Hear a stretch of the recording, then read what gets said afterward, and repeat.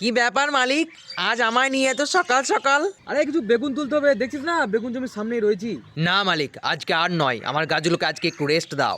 দূর, পকেটে পয়সা নাই, কিছু নাই রে, বেগুন এখন খানিক তুলতে হবে। ও আচ্ছা আচ্ছা, তাহলে তোমার কাছে পয়সা না থাকলেই বুঝি আমাদের মনে পড়ে। আরে না রে ভাই, সব সময় তোদেরকে মনে পড়ে। কিন্তু মালিক, কালই তো আমাদের বড় ভাইগুলোকে তুললে, তাহলে আজকে আবার কেন?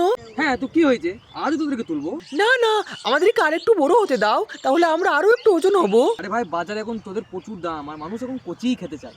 মালিক ছিল না, আমাদের ছিল না প্লিজ। আরে তোরা একটু বড় হলেই তোদের কালার খারাপ হয়ে যাচ্ছে, আর মানুষ ভাবছে এগুলো বুড়ো বেগুন, বুঝলি? ঠিক আছে মালিক, তাহলে আমাদের তুলে নাও, কারণ তুমি খুশি হলেই আমরা খুশি। হ্যাঁ রে, তুমি চিন্তা করিস না, তোদের লেগে আবার খাবার রেডি করছি, চিন্তা করিস না। হ্যাঁ হ্যাঁ মালিক, ছেড়ে নাও ছেড়ে নাও। আরে আমি আছি না, নতুন নতুন ফুল ও ফলে ভরিয়ে দেবো। আচ্ছা মালিক, তাহলে এবারে আমাদের খাবার কি কি হবে?